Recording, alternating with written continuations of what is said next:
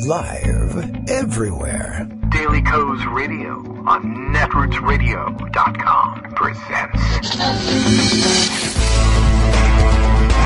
David Waldman. Kagro in the Morning Show.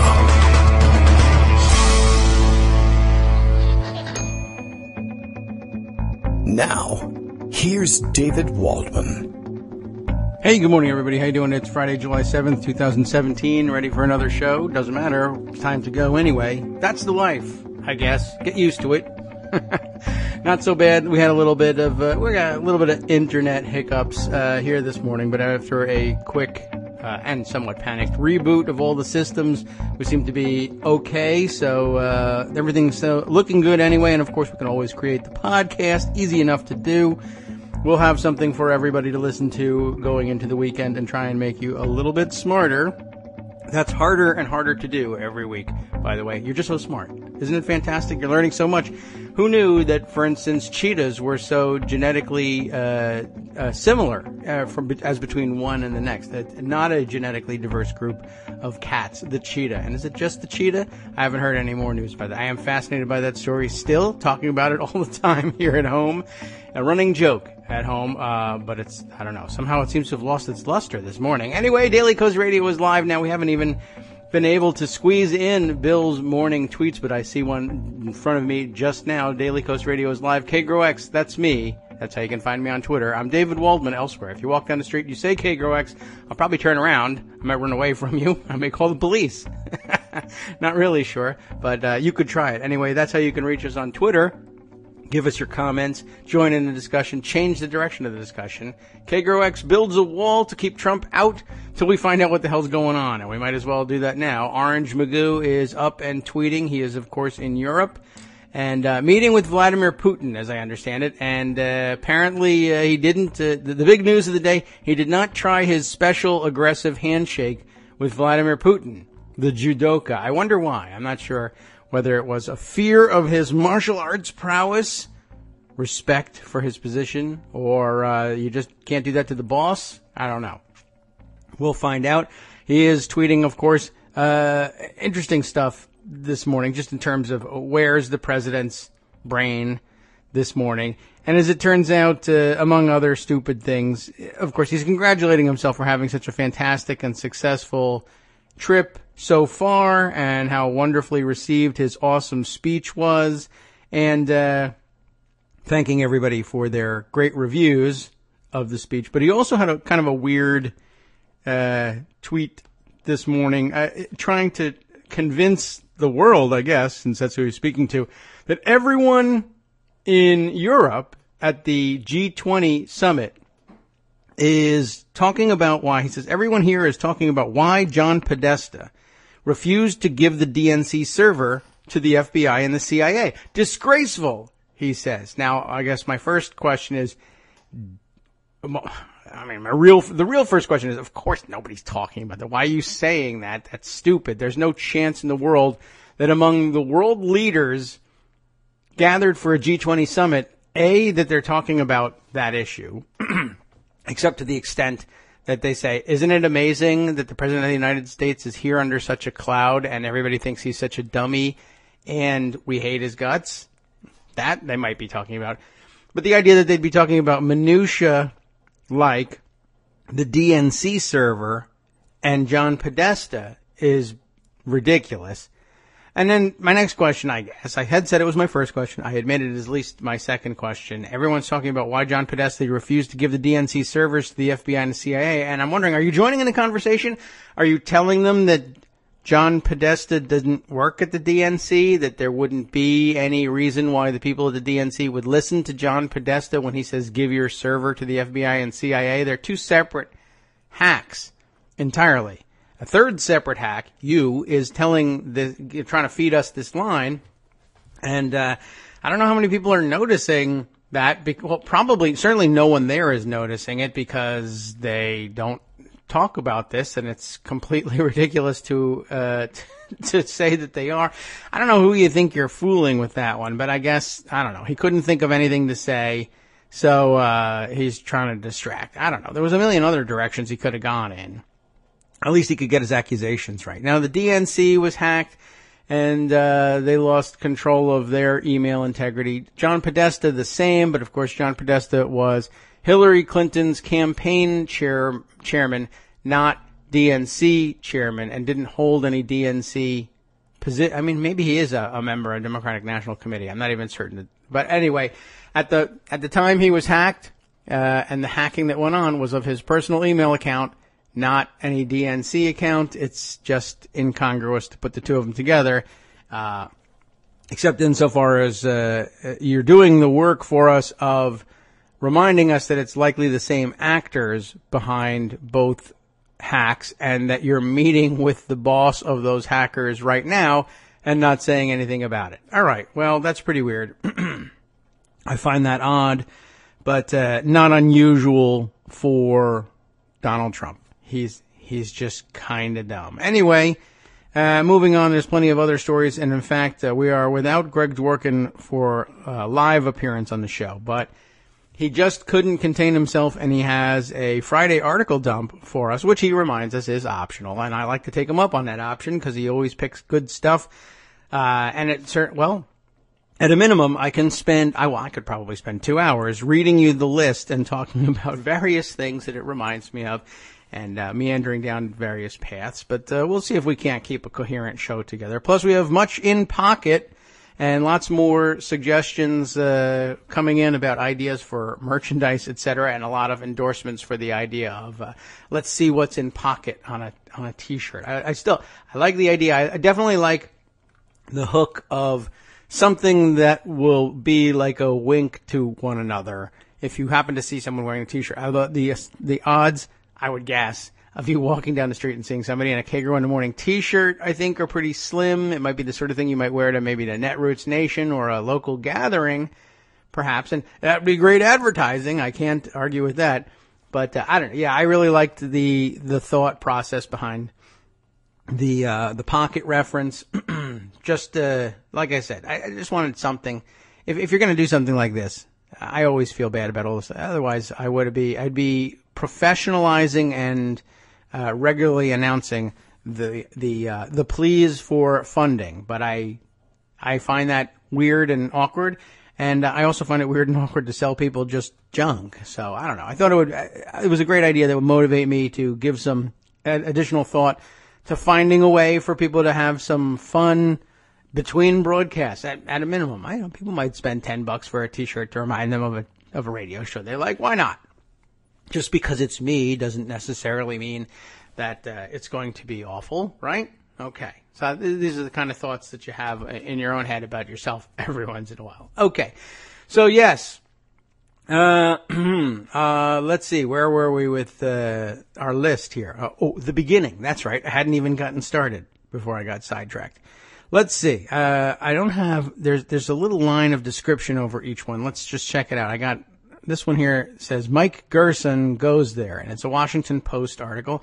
Let's find out where Mike Gerson goes. How to handle an unhinged president. Oh, there. Okay. Let's go ahead with it. How do you handle an unhinged president?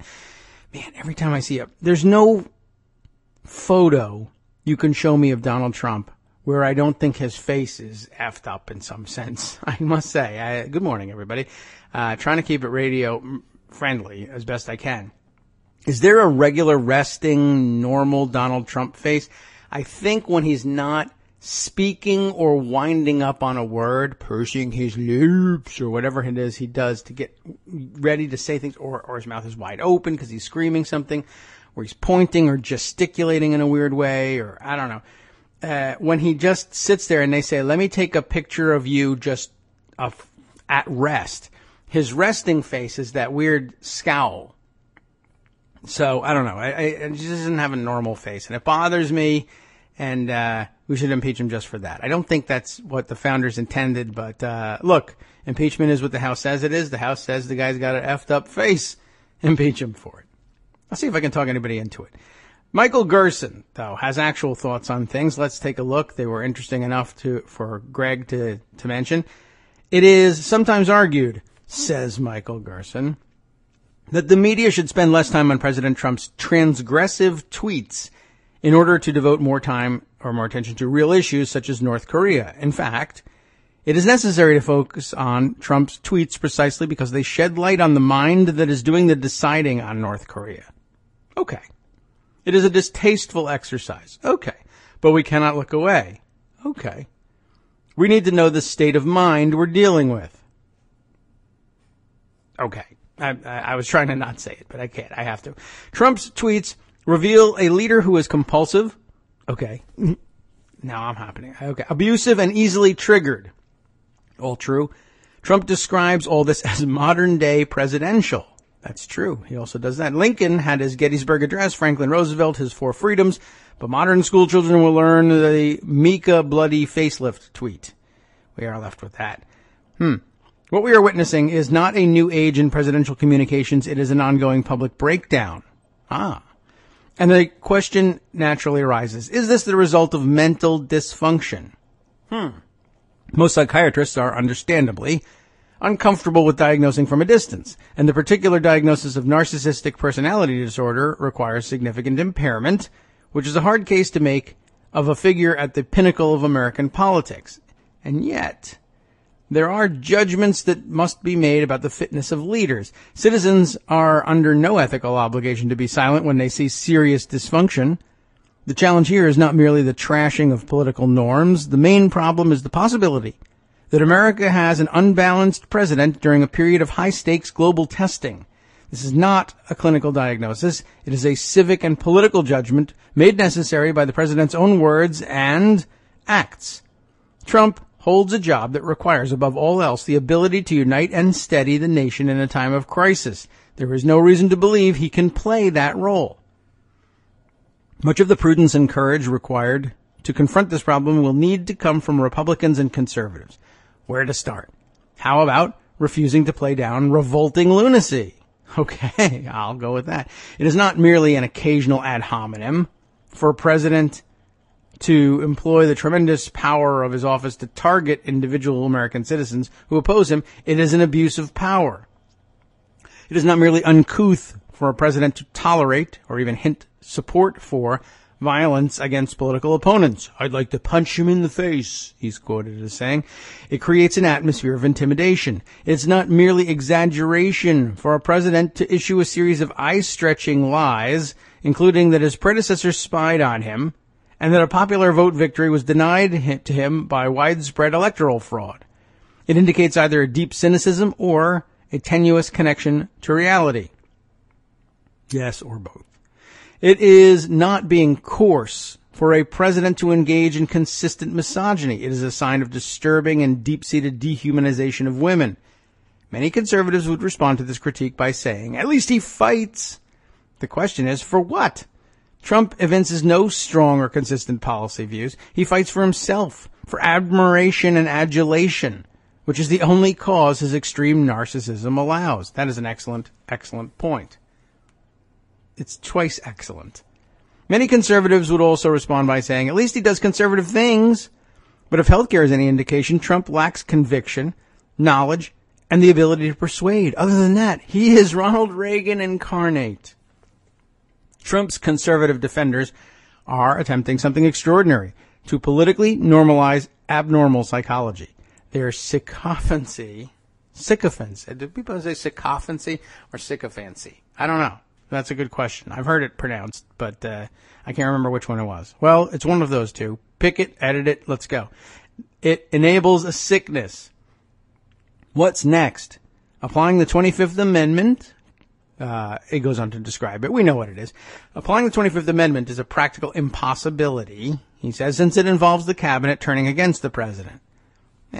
They have their own self-interests, too. But anyway, House and Senate Republicans should be prepared to aggressively challenge unbalanced or unhinged presidential language and decisions rather than trying to dismiss them as simply a distraction. I actually believe, of course, well, that's House and Senate Republicans. House and Senate Democrats should be aggressively challenging the validity of every utterance. I basically, if I don't see him on camera saying it, and even if I see that, then I may think that's doctored. With somebody who's got his history and who's mentally unbalanced, I wouldn't accept any communications or any official actions from him unless they were thoroughly verified as his actions. And he was evaluated mentally each time he did them. Anyway, it's just one of those tough things. It's one of the things why you can't be president if you have this condition. Anyway, continuing on with the article.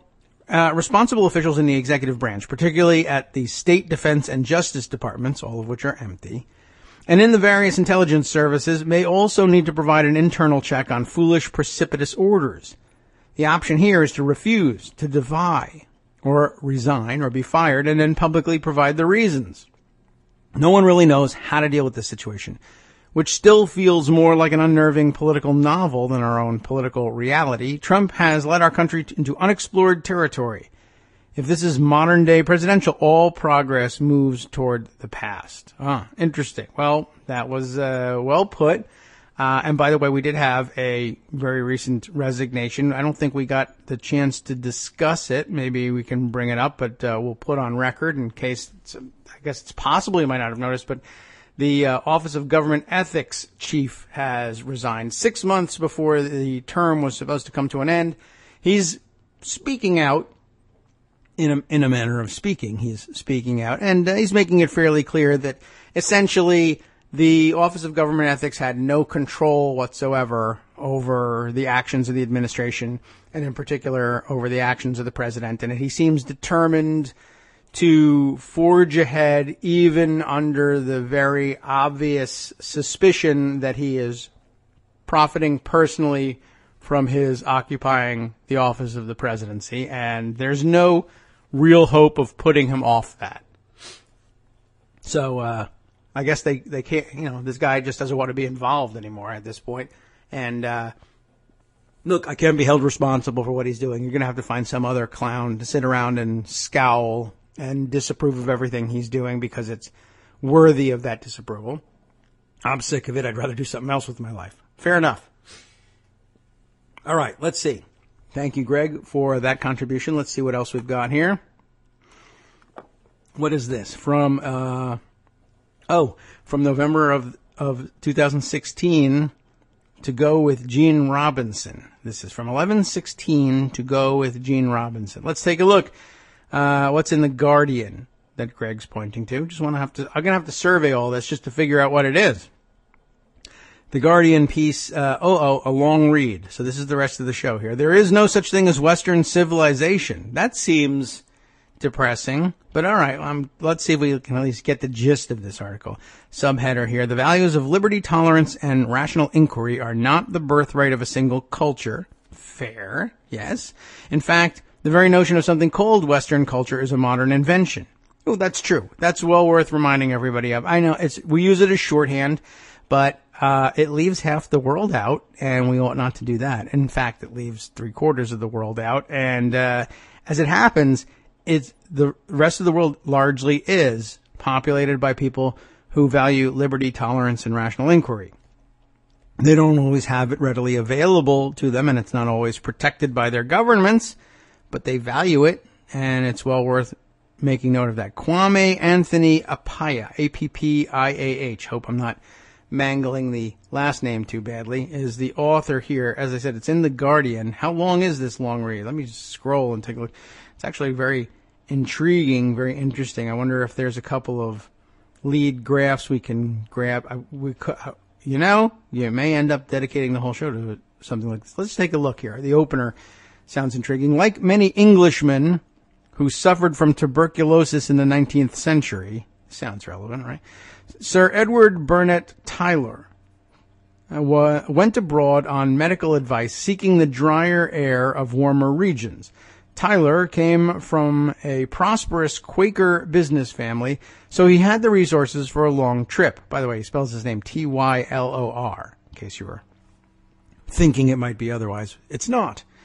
Okay, so he's a rich guy.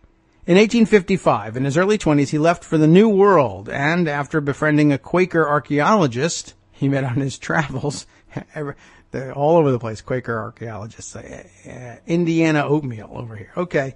He's got the hat. He ended up riding on horseback through the Mexican countryside, visiting Aztec ruins and dusty pueblos. You got the dry area right. Anyway, Tyler was impressed by what he called the evidence of an immense ancient population. Oh my goodness, there's actually civilization outside of England. And his Mexican sojourn fired in him an enthusiasm for the study of faraway societies. That sounds like a society they would form there. A society for the enthusiasm for the study of faraway societies, ancient and modern, that lasted for the rest of his life. In 1871, he published his masterwork, Primitive Culture, which can lay claim to being the first work of modern anthropology. Boy, we got all kinds of noisemakers going on in the background. It must be lawn mowing day nearby, so we'll have that low hum, and then we got the high whine of a computer fan going. Hopefully not too distracting. Clearly has already distracted me. So in 1871, he published his masterwork, Primitive Culture, which can lay claim to being the first work of modern anthropology. Primitive Culture was, in some respects, a quarrel with another book that had culture in the title, Matthew Arnold's Culture and Anarchy, a collection that had appeared just 2 years earlier. For Arnold, culture was the pursuit of our total perfection by means of getting to know on all the matters which most concern us, the best which has been thought and said in the world. That seems, it's a broad mandate, but typical of the sort of philosophical thought at the time, I guess. Okay. Arnold wasn't interested in anything as narrow as class-bound connoisseurship. He had in mind a moral and aesthetic ideal which found expression in art and literature and music and philosophy. And I would guess the art, literature, music, and philosophy that he could grasp, understand, and appreciate, and all others probably not so great. Tyler thought that the world could mean something quite different, and in part for institutional reasons, he was able to see that it did. For Tyler was eventually appointed to direct the University Museum at Oxford, and then, in 1896, he was appointed to the first chair of anthropology there. It is to Tyler, more than anyone else, that we owe the idea that anthropology is the study of something called culture, which he defined as that complex whole which includes knowledge, beliefs, arts, morals, laws, customs, and any other capabilities and habits acquired by man as a member of society. Civilization, as Arnold understood it, was merely one of culture's many modes. True, I think. Yes, maybe I've just been trained that way. Nowadays, when people speak about culture, it's usually either Tyler's or Arnold's notion that they have in mind. The two concepts of culture are, in some respects, antagonistic. Arnold's ideal was the man of culture, and he would have considered primitive culture an oxymoron. Tyler thought it absurd to propose that a person could lack culture. Yet these contrasting notions of culture are locked together in our concept of Western culture, which many people think defines the identity of modern Western people. So let me try to untangle some of our confusions about the culture, both Tylerian and Arnoldian, of what we have come to call the West. This is, of course, important. I would assume Greg picked this up in light of the content of Trump's speech in Poland. Somebody, whether it was Stephen Miller or Steve Bannon or some combination of the two or someone else, tried to dress up the nod to burgeoning Eastern European white supremacist undercurrents and overt currents as a defense of Western culture. And we did note yesterday, I think, that there's been an interesting and abrupt trend among American racists to include Eastern European, Slavic, Russian, etc. cultures in Western civilization in a way that they've been excluded from before. Because they're white, is I guess what they're after. They're white, and there's, like I said, burgeoning white supremacist sentiment in Russian politics, and they're aligning themselves with, it's a bit of a chicken and egg thing there. Are they aligning themselves because of that? Does that make the alliance stronger? Is it otherwise a more practical alliance? We don't know. I guess it depends who the players are, if you're talking about. Anyway, very interesting development there. Someone asked Mahatma Gandhi, though, to get back to the article, what he thought of Western civilization, and he replied, "I think it would be a very good idea." We all know that quote. Like many of the best stories, alas, this one is probably apocryphal, but also like many of the best stories, it has survived because it has the flavor of truth. And in England, that's FLAVOUR, of truth. But my own response would have been different. I think you should give up the very idea of Western civilization. Oh my. It is at best the source of a great deal of confusion, at worst an obstacle to facing some of the great political challenges of our time. I hesitate to disagree with even the Gandhi of legend, but I believe Western civilization is not at all a good idea, and Western culture is no improvement. One reason for the confusions Western culture spawns comes from confusions about the West. We have used the expression the West to do very different jobs. Aha, getting on to our earlier point, sort of. Making it a coherent point is what it's really doing. Rudyard Kipling, England's poet of empire, wrote, "Oh, East is East and West is West, and never the twain shall meet," contrasting Europe and Asia, but ignoring everywhere else. Good point. During the Cold War, the West was one side of the Iron Curtain, the East its opposite and enemy. This usage, too, effectively disregarded most of the world and, rather arbitrarily divided what was, it was never really a coherent political unit, Europe, but dividing Europe into East and West was sort of arbitrary, but look, we're into arbitrary divisions. That's what we do. This usage, too, effectively disregarded most of the world. Yes, that it was dismissed as the third world, as you may recall. Often in recent years, the West means the North Atlantic, Europe, and her former colonies in North America. The opposite here is a non-Western world in Africa, Asia, and Latin America, now dubbed the global South. At least that's, directionally speaking, a better description than East. Though many people in Latin America will claim a Western inheritance too, because they are Western. This way of talking notices the whole world, but lumps a whole lot of extremely different societies together, while delicately carving around Australians and New Zealanders and white South Africans so that Western here can look simply like a euphemism for white. It is.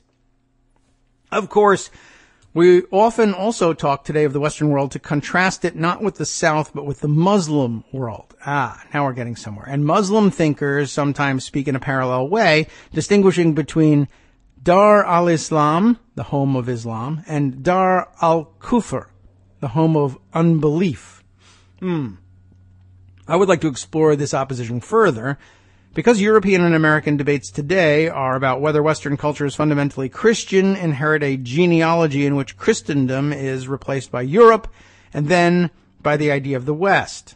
We're really getting controversial now. The civilizational identity has roots that go back nearly 1,300 years, then, but to tell the full story, we need to begin even earlier. This is going to be a long read.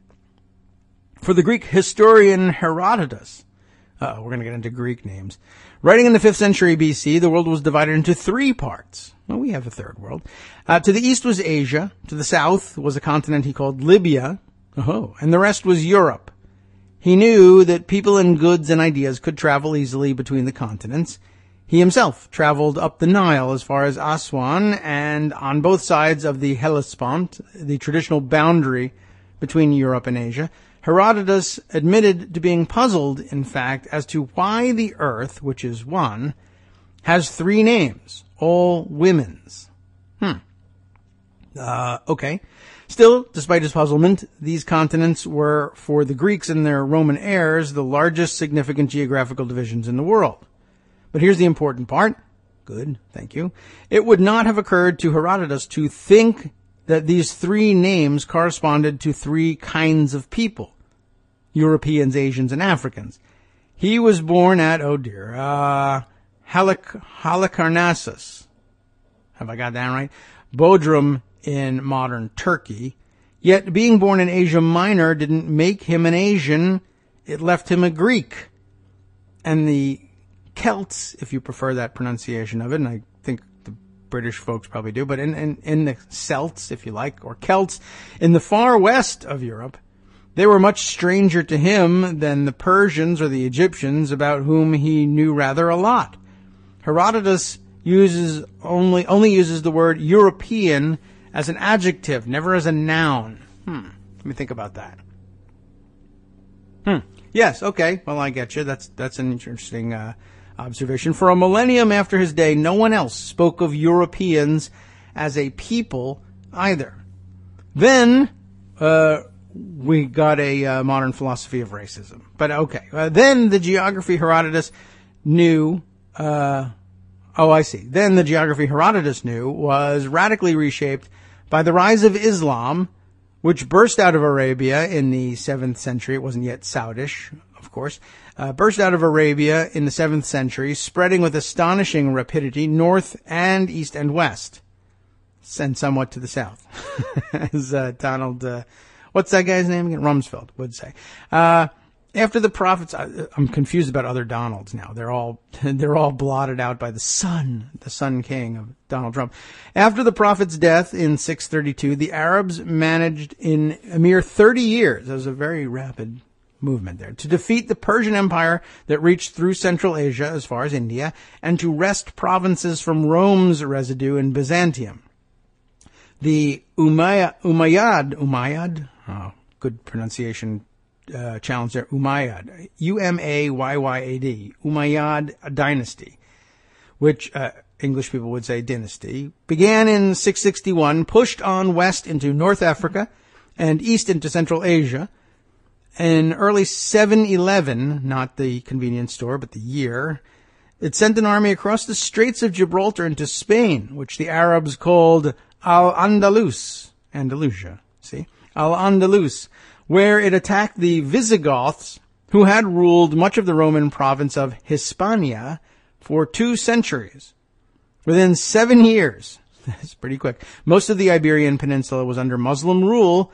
Not until 1492, a momentous year, don't you think? Nearly 800 years later was the whole peninsula under Christian sovereignty again, including the expulsion of Jews. Anyway, the Muslim conquerors of Spain had not planned to stop at the Pyrenees, and they made regular attempts in the early years to move further north, but near Tours in 732 CE, Charles Martel, Charlemagne's grandfather, defeated the forces of Al-Andalus, and this decisive battle effectively ended the Arab attempts at the conquest of Frankish Europe. Wow, we are way back there. In the 18th century historian Edward Gibbon, overstating somewhat, observed that if the Arabs had won at Tours, they could have sailed up the Thames.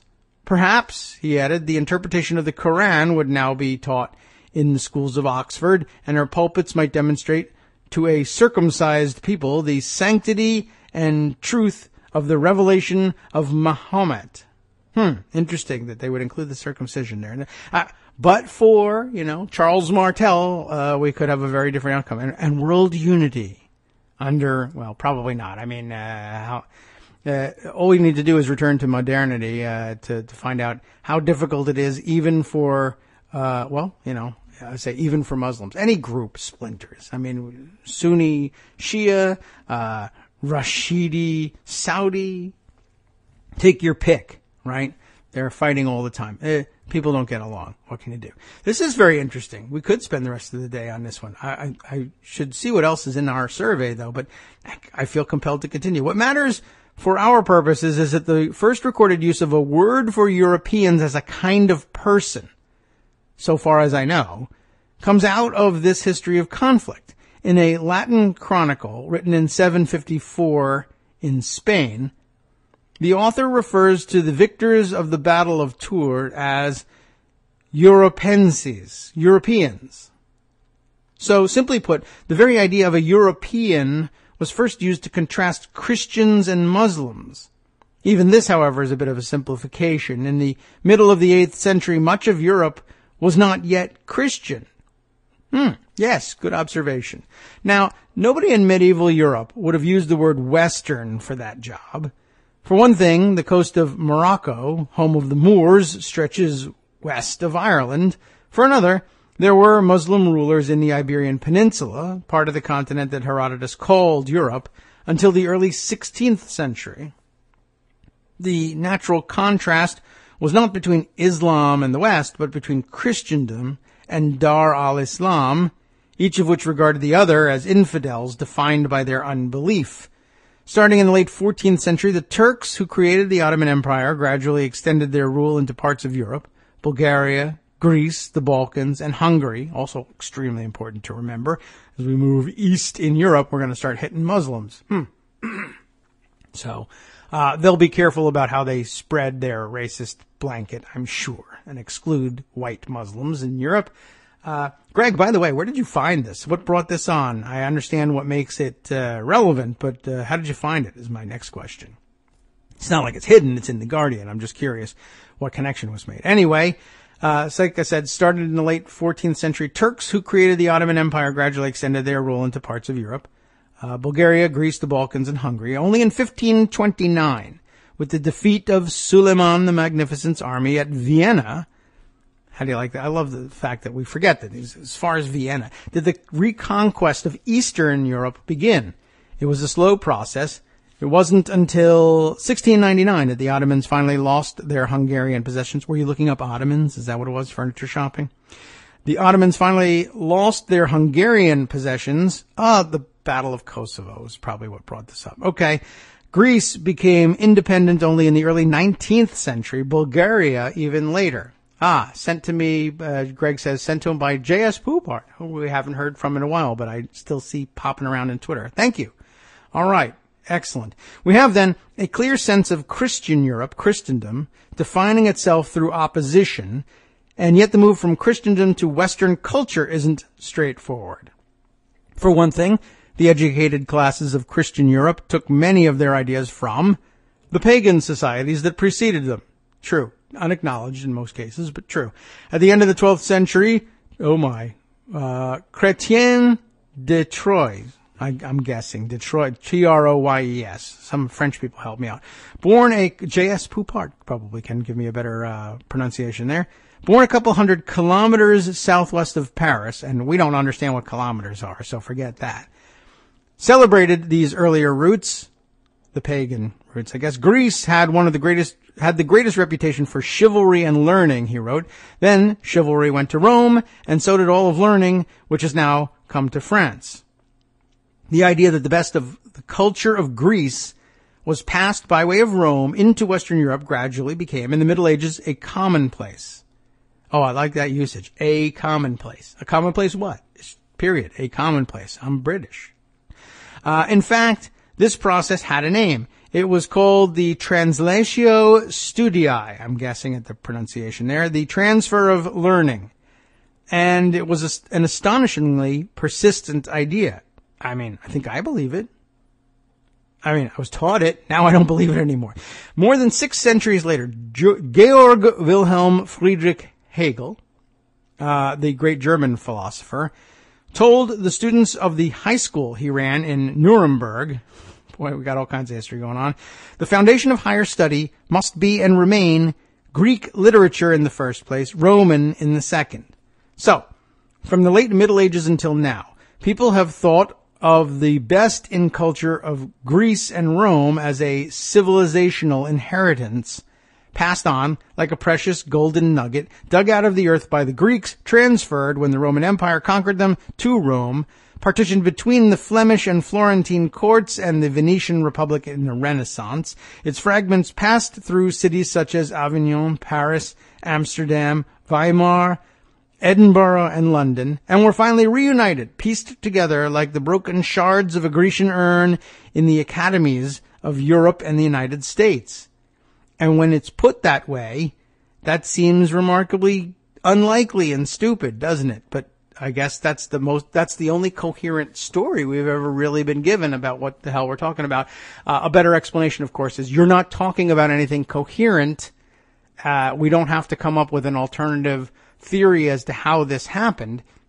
It was fake news, and you bought it because the alternative was confusing, difficult, and left it impossible to other everyone else. I mean, even this story, really. I mean, how often do we find stories about people, evangelical Christians in the United States, evangelical conservative Christians, and their concept of the extraordinarily white Jesus, exclude, and their idea that he would have sanctioned their exclusion of everyone darker than they are. And of course, Jesus would have been darker than they were, but even lighter than Jesus would have been the Greeks and the Romans. But to people who have, to the racists who have to this point latched on solely to this weird Germanic ideal, thanks to the, I was going to say philosophy, but I hesitate to say philosophy that Hitler and his racist Nazis put together. That was all there was, so they latched onto that. And some of the people who latched onto it, I'm blonde or at least light of skin, and I'll latch onto this and say I'm that. And it was weird that they adopted the name of Aryan for that, because Aryan has a connotation that the origin of which lies far to the east and is a lot darker of skin than German Aryans. But anyway, since then, they've sort of expanded it to, I guess they found out, I'm a racist and I have no German blood in me. How can I get in on some of this action? And they expanded to include Anglos and Scandinavians, the Nordic cultures, which has lately then, as we've mentioned in the past couple of days, been expanded into, if Nordics are okay, then maybe all of their Viking-type predecessors are okay, and some of the original Russian rulers were themselves Viking in origin, and so therefore blah, blah, blah. I don't know. They have a very weird theory of all this stuff, but apparently the theories that we have are weird too. So I guess in that sense, we'll hold it all in abeyance and let the author continue on. This is fascinating. There are many ways of embellishing the story of the Golden Nugget, but they all face a historical difficulty. If, that is, you want to make the Golden Nugget the core of a civilization opposed to Islam. And that's what's really going on here, and what doesn't make any particular sense. Because the classical inheritance it identifies was shared with Muslim learning. In Baghdad, in the 9th century Abbasid Caliphate, the palace library featured the works of, you'll never guess, Plato and Aristotle, Pythagoras and Euclid, translated into Arabic. In the centuries that Petrarch called the Dark Ages, when Christian Europe made little contribution to the study of Greek classical philosophy and many of the texts were lost, these works were preserved by Muslim scholars. Much of our modern understanding of classical philosophy among the ancient Greeks we have only because those texts were recovered by European scholars in the Renaissance from the Arabs.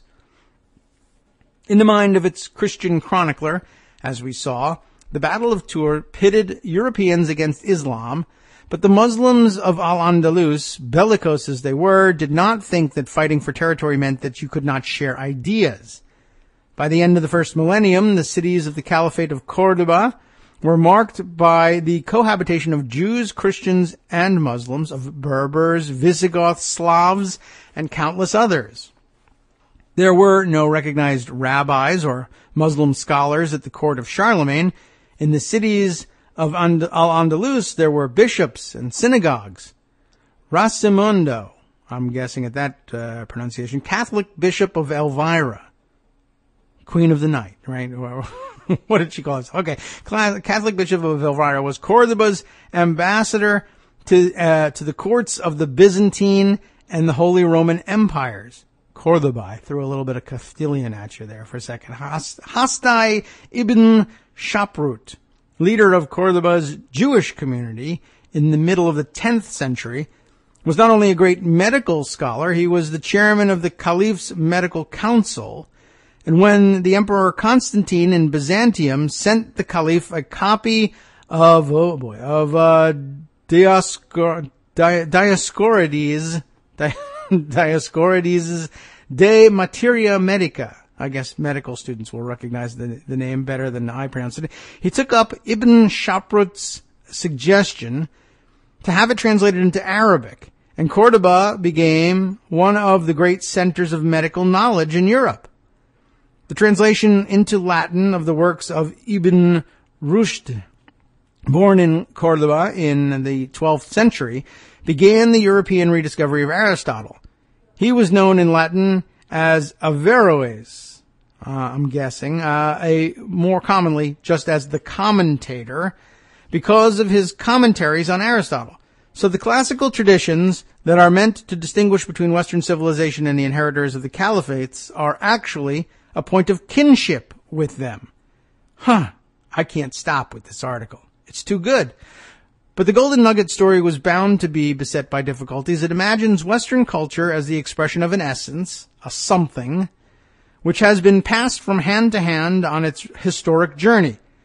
The pitfalls of this sort of essentialism are evident in a wide range of cases. Whether you are discussing religion, nationality, race, or culture, people have supposed that an identity that survives through time and space must be propelled by some potent common essence. But that is simply a mistake. What was England like in the days of Chaucer, father of English literature, who died more than 600 years ago? Take whatever you think was distinctive of it, whatever combination of customs, ideas, and material things that made England characteristically English by then. Whatever you choose to distinguish Englishness now, it isn't going to be that. Rather, as time rolls on, each generation inherits the label from an earlier one, and in each generation, the label comes with a legacy. But as the legacies are lost or exchanged for other treasures, the label keeps moving on. And so, when some of those in one generation move from the territory to which English identity was once tied, move, for example, to a New England, the label can even travel beyond the territory. Identities can be held together by narratives. In short, without essences, you don't get to be called English because there's an essence that this label follows. You're English because our rules determine that you're entitled to the label by being somehow connected with a place called England. And how did the people of the North Atlantic and some of their kin around the world get connected to a realm we call the West and gain an identity as participants in something called Western culture? It will help to recognize that the term Western culture is surprisingly modern, more recent certainly than the phonograph. Tyler never spoke of it, and indeed he had no reason to, since he was profoundly aware of the internal culture diversity of even his own country. In 1871, he reported evidence of witchcraft in rural Somerset, 1871. And that shouldn't surprise anybody, really, now that we have a more modern understanding of Wicca and witchcraft, etc., but would have astonished earlier scholars, and I guess him too. All right. A blast of wind in a pub had blown some roasted onions stabbed with pins out of the chimney. One, Taylor wrote, had on it the name of a brother magistrate of mine, whom the wizard, who was the alehouse keeper, held in particular hatred, and whom apparently he designed to get rid of by stabbing and roasting an onion representing him. Primitive culture indeed. So, the very idea of the West, which, I mean, I guess I'm sure at that point, so that you don't get, well, I don't know if you can get executed for witchcraft in 1871, maybe, possibly, but you just dismiss, it's just an old custom. Yeah, it's an old wives' tale, which is a way of whitewashing, well, it is witchcraft, really. I mean, who were these old wives? They were witches, is what they were. And, okay, fine. And so then they grafted Christianity on top of it, and they became old wives instead of witches. Can't hang me, I'm just an old wife. So, the very idea of the West to name a heritage and object of study doesn't really emerge until the 1890s during a heated era of imperialism and gains broader currency only in the 20th century. When around the time of the First World War, Oswald Spengler wrote the influential book translated as The Decline of the West, a book that introduced many readers to the concept. He scoffed at the notion that there were continuities between Western culture and the classical world. During a visit to the Balkans in the late 1930s, the writer and journalist Rebecca West, ironically enough, recounted a visitor's sense that it's uncomfortably recent, the blow that would have smashed the whole of our Western culture. The recent blow in question was the Turkish siege of Vienna in 1683. If the notion of Christendom was an artifact of a prolonged military struggle against Muslim forces, our modern concept of Western culture largely took its present shape during the Cold War. In the chill of battle, we forged a grand narrative about Athenian democracy, the Magna Carta, Copernican revolution, and so on. Plato to NATO. That's clever. I like that. Western culture was, at its core, individualistic and democratic and liberty-minded and tolerant and progressive and rational and scientific. Which is funny because the defenders of Western culture, as they call themselves now, are anything but. Never mind, I had to add that, never mind that pre-modern Europe was none of those things, and that until the past century, democracy was the exception in Europe, something that few stalwarts of Western thought had anything good to say about. I'll pause here again to say pre-modern Europe was none of these things. And of course, the whole stupid new idea of, well, everybody in Northern Europe, including Russia and the Baltics, are Nordic in origin. That would be way pre-modern. It depends on, hearkening back to pre-modern Europe when none of these ideals existed in Europe, though they latch onto them now. And then, of course, the other problem of, nobody had anything good to say about democracy until very recently in Europe. That's fine, with the current group of white supremacists because they hate democracy too, and they're very thoroughly autocratic and open about it and happy to admit it. Though sometimes, till now, most of them have insisted on dressing up their racism and white supremacy by saying, well, everybody loves democracy and we are the ones that bring democracy all over the place, and that's part of our Western heritage, blah, blah, blah, Greeks, etc., who were dark, curly-haired, olive-skinned people, but we never mind all of that. Okay, we'll whitewash them like Jesus. The idea that tolerance was constitutive, how would we pronounce it? Constitutive is the spelling, but I'm sure it's probably pronounced constitutive, of something called Western culture, tolerance, that is, would have surprised Edward Burnett Tyler, who as a Quaker had been barred from attending England's great universities. To be blunt, if Western culture were real, we wouldn't spend so much time talking it up. Of course, once Western culture could be a term of praise, it was bound to become a term of dispraise too. Critics of Western culture producing a photonegative emphasizing slavery, subjugation, racism, militarism, and genocide were committed to the very same essentialism, even if they see a nugget not of gold but of arsenic. Talk of Western culture has had a larger implausibility to overcome. It places at the heart of identity all manner of exalted intellectual and artistic achievements. Philosophy, literature, art, music, all the things Arnold prized and humanists study.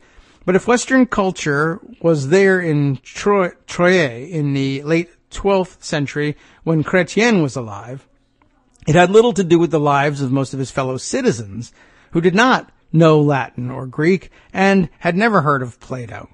Today, the classical heritage plays no greater role in the everyday lives of most Americans or Britons. Are those Arnoldian achievements that hold us together? Are these Arnoldian achievements that hold us together? Of course not. Necessarily not in any real sense, right? What holds us together surely is Tyler's broad sense of culture, our customs of dress and greeting, the habits of behavior that shape relations between men and women, parents and children, cops and civilians, shop assistants and consumers. Intellectuals like me have a tendency to suppose that the things we care about are the most important things. I don't say they don't matter, but they matter less than the story of the golden nugget suggests. So, how have we bridged the chasm here? How have we managed to tell ourselves that we are rightful inheritors of Plato, Aquinas, and Kant when the stuff of our existence is more Beyonce and Burger King? Well, by fusing the Tyrolean picture and the Arnoldian one, the realms of the everyday and the realm of the ideal, that's how I've misemphasized it, but that's how we do it, by fusing the realms of the everyday and the realm of the ideal. And the key to this was something that was already present in Tyler's work. Remember his famous definition. It began with culture as that complex whole. W-H-O-L-E. We're also a complex whole, no doubt. What you're hearing is something we can call organicism. All right, I'll do that. A vision of culture not as a loose assemblage of disparate fragments, but as an organic unity, each component, like the organs of a body, carefully adapted to occupy a particular place, each part essential to the functioning of the whole. The Eurovision Song Contest, that a great mystery to me, the cutouts of Matisse, the dialogues of Plato, all are a part of a larger whole. As such, each is a holding in your cultural library, so to speak, even if you have never personally checked it out. Check out Sex Tape, by the way. Even if it isn't your jam, woo, he's getting down with the kids. Even if it isn't your jam, it's still your heritage and possession. Organicism explained how our everyday selves could be dusted with gold. Now, there are organic holes in our cultural life. The music, the words, the set design, the dance of an opera fit and are meant to fit together. It is, in the word Wagner, invented, oh my God, it's German, a Gesamtkunstwerk. How's that? A total work of art. That sounds like something Donald Trump would say, a total work of art. But there isn't one great big whole called culture that organically unites all these parts. Spain, in the heart of the West, resisted liberal democracy for 2 generations after it took off in India and Japan in the East, the home of Oriental despotism. Oriental, my goodness, problematic. Jefferson's cultural inheritance, Athenian liberty, Anglo-Saxon freedom, did not preserve the United States from creating a slave republic. At the same time, Franz Kafka and Miles Davis can live together as easily, perhaps even more easily, than Kafka and his fellow Austro-Hungarian Johann Strauss. You will find hip-hop in the streets of Tokyo. The same is true in cuisine. Britons once swapped their fish and chips for chicken tikka masala. Now I gather they're all having a cheeky Nando's. My goodness, you're driving me crazy here. Okay, once we abandon organicism, we can take up the more cosmopolitan picture in which every element of culture, from philosophy or cuisine to the style of bodily movement, is separable in principle from all the others. You really can walk and talk like an African American and think with Matthew Arnold and Immanuel Kant as well as with Martin Luther King and Miles Davis. No Muslim essence stops the inhabitants of Dar al-Islam from taking up anything from Western civilization, including Christianity or democracy. Well, except for getting beheaded. No Western essence is there to stop a New Yorker of any ancestry taking up Islam, or for that matter, yoga. I add that. But okay, you get the point. The stories we tell that connect Plato or Aristotle or Cicero to, or St. Augustine to contemporary culture in the North Atlantic, the North Atlantic world, would have some truth in them, of course. We have self-conscious traditions of scholarship and argumentation. The delusion is to think that it suffices that we have access to these values as if they are tracks on a Spotify playlist we have never quite listened to. If these thinkers are a part of our Arnoldian culture, there is no guarantee that what is best in them will continue to mean something to the children of those who now look back to them, any more than the centrality of Aristotle to Muslim thought for hundreds of years guarantees him an important place in modern Muslim cultures. Another excellent point. Values aren't a birthright. You need to keep caring about them. A huge problem for evangelical Christians, as it turns out, living in the West and others, yes. However you define it, being Western provides no guarantee that you will care about Western civilization. The values European humanists like to espouse belong just as easily to an African or an Asian who takes them up with enthusiasm as to a European. By that very logic, of course, they do not belong to a European who has not taken the trouble to understand and absorb them. The same, of course, is true in the other direction. The story of the Golden Nugget suggests that we cannot help caring about the traditions of the West because they are ours. In fact, the opposite is true. They are only ours if we care about them. A culture of liberty, tolerance, and rational inquiry, that would be a good idea. But these values represent choices to make, not tracks laid down by a Western destiny. as evidenced by our quick abandoning of them here in the United States, it turns out. In the year of Edward Burnett Tyler's death, what we have been taught to call Western civilization stumbled into a death match with itself. The Allies and the great Central Powers hurled bodies at each other, marching young men to their deaths in order to, quote, defend civilization. The blood-soaked fields and gas-poisoned trenches would have shocked Tyler's evolutionist, progressivist hopes and confirmed Arnold's worst fears about what civilization really meant. Arnold and Tyler would have agreed, at least on this: culture isn't a box to check on the questionnaire of humanity. It is a process you join, a life lived with others. Culture, like religion and nation and race, provides a source of identity for contemporary human beings, and like all three, it can become a form of confinement, conceptual mistakes underwriting moral ones. Yet all of them can give contours to our freedom. Social identities connect the small scale, where we live our lives alongside our kith and kin, with larger movements, causes, and concerns. They can make a wider world intelligible, alive, and urgent. They can expand our horizons to communities larger than the ones we personally inhabit. But our lives must make sense, too, at the largest of all scales. We live in an era in which our actions, in the realm of ideology, as in the realm of technology, increasingly have global effects. When it comes to the compass of our concern and compassion, humanity as a whole is not too broad a horizon. We live with 7 billion fellow humans on a small, warming, key point, warming planet. The cosmopolitan impulse that draws on our common humanity is no longer a luxury. It has become a necessity. And in encapsulating that creed, I can draw on a frequent presence in courses in Western civilization, because I don't think I can improve on the formulation of the dramatist Terence, a former slave from Roman Africa, a Latin interpreter of Greek comedies, a writer from classical Europe who called himself Terence the African. He once wrote, Homo sum humanae nihil me alienum puto. There's no point in my trying to pronounce that correctly. I'll translate it. Right, I'll read you the translation I've been provided. I am human. I think nothing human alien to me. Now there's an identity worth holding on to. Wow.